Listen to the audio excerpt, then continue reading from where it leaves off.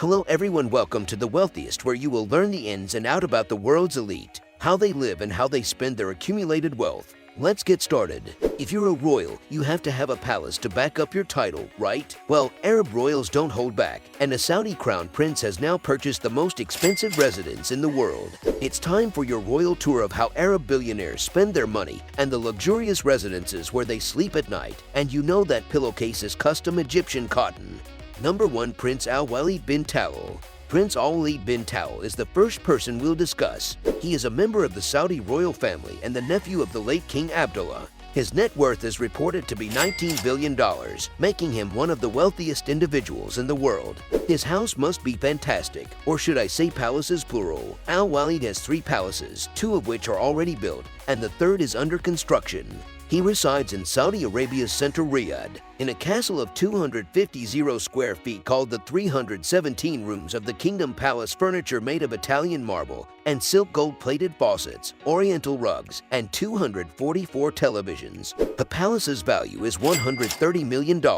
3 specific chefs who can feed 2,000 individuals within 1 hour of notice. You perform duties in 4 various kitchens, 1 for continental food, 1 for Arabic food, 1 that serves Asian food, as well as a 5th for dessert. Visitors can relax in the lagoon-shaped pool, play tennis, and see a movie in the 45-seat movie theater in the basement. Of course, the palace's access road is named after Prince Talal, the individual road.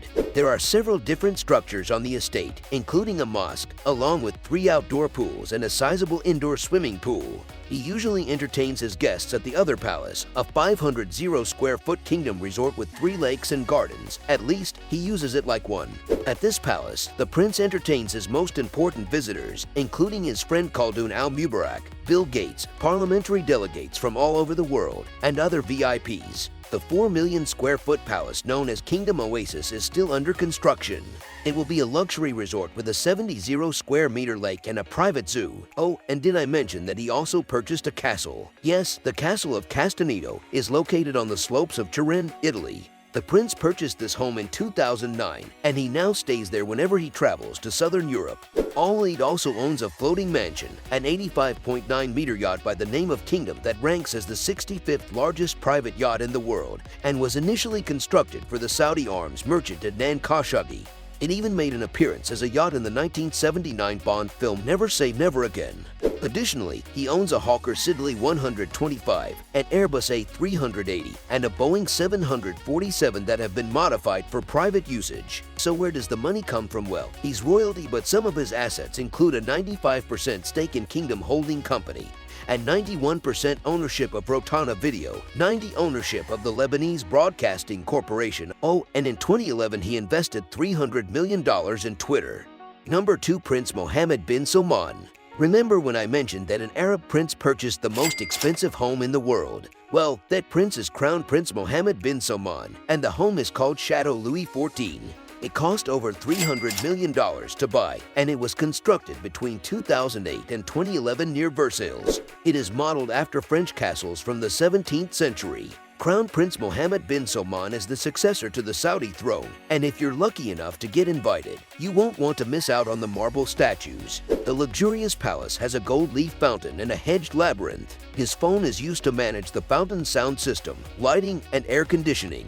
One of Chateau Louis XIV's standout features is the meditation or relaxing chamber. The 57-acre grounds also contain a statue of Louis XIV made of pricey Carrara marble. The aquarium has a see-through underwater chamber where sturgeons and koi swim. The property has 10 suites, a 52-feet-high painted dome ceiling in the reception room, a library, and a wine cellar with 3,000 bottles, enough to toast his football team, Newcastle. In addition to an outdoor pool, this hotel includes a private cinema, 2 ballrooms, a squash court, and a nightclub. The prince isn't one to brag about either, but when bin Salman bought the Chateau Louis XIV, he tried to keep it a secret by using shell companies in France and Luxembourg.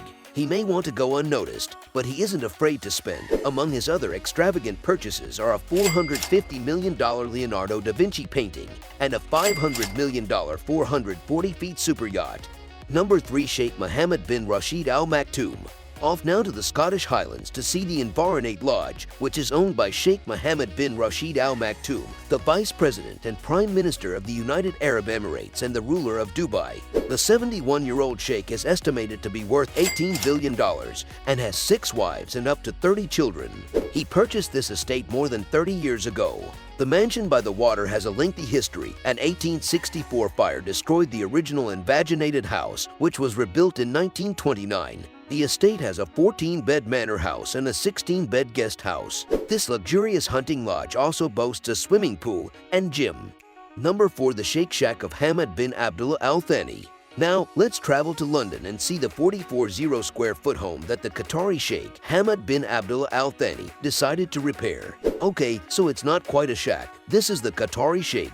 The Dudley House, one of the few remaining aristocratic townhouses in London, is one of the old London mansions of the British elite that has survived the years despite being demolished for newer buildings thanks to Hamad. His Highness Sheikh Hamad, a member of Qatar's royal family, lives a quiet life compared to other Arab royals, but restoring this house to its former splendor was a labor of love. After a 6-year renovation, the 44 square foot, 17-bedroom residence, which has an 81-feet picture gallery and a 50-feet ballroom, has always been a favorite gathering place for London's elite, including Queen Elizabeth II, who once said that it makes Buckingham Palace look rather dull. Number 5. Sheikh Amaza.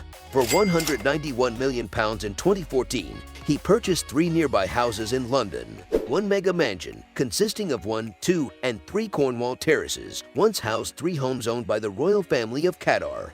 The addition of this mammoth home, with an estimated worth of £313 million, has increased the royal family of Qatar's property holdings in London to a greater extent than the royal family of England. One of the priciest properties in London is this one. Decimus Burton, a student of Buckingham Palace architect John Nash, was responsible for creating this massive home. Number 6. Shah's Last Palace.